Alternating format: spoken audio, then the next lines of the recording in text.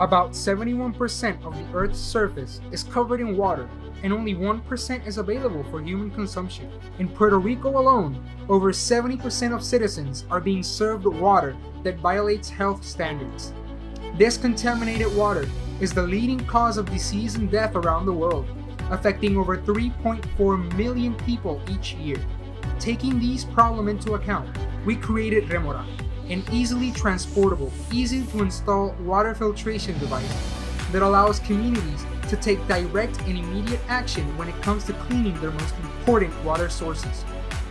The machine integrates water filtering, quality monitoring, and bacterial management alongside an educational program.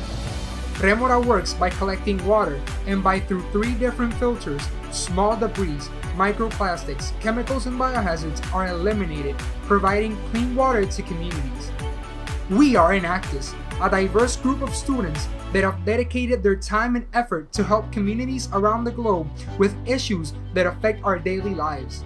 More than a team, we consider ourselves a family looking to improve people's lives.